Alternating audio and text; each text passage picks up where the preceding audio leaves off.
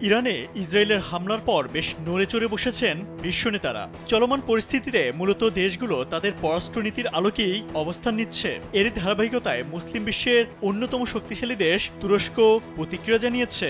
শুক্রবার তুরস্ক ইরানের উপর ইসরায়েলি হামলার কঠোর ভাষায় নিন্দা জানিয়েছে। এ ধরনের কাজকে আন্তর্জাতিক আইন লঙ্ঘনকারী উস্কানিমূলক কর্মকাণ্ড বলে অভিহিত করেছে দেশটি।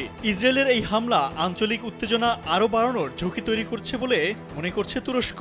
তুরস্কের পররাষ্ট্র মন্ত্রণালয় এক বিবৃতিতে বলেছে, ইসরায়েলের পদক্ষেপগুলো প্রমাণ করে তারা কূটনৈতিক উপায়ে সমস্যা সমাধান করতে চায় না। এটি ইসরায়েলকে আরও বড় সংঘাতের দিকে নিয়ে যেতে পারে। এমন আক্রমণাত্মক পদক্ষেপ বন্ধ করার আহ্বান জানায় আঙ্কারা। এদিকে ইরানে ইসরায়েলের হামলার নিন্দা জানিয়েছে সৌদি আরবও। দেশটির পররাষ্ট্র মন্ত্রণালয় ইরানের উপর ইসরায়েলি হামলাকে আন্তর্জাতিক আইন ও রীতিনীতির স্পষ্ট লঙ্ঘন বলে অভিহিত করেছে।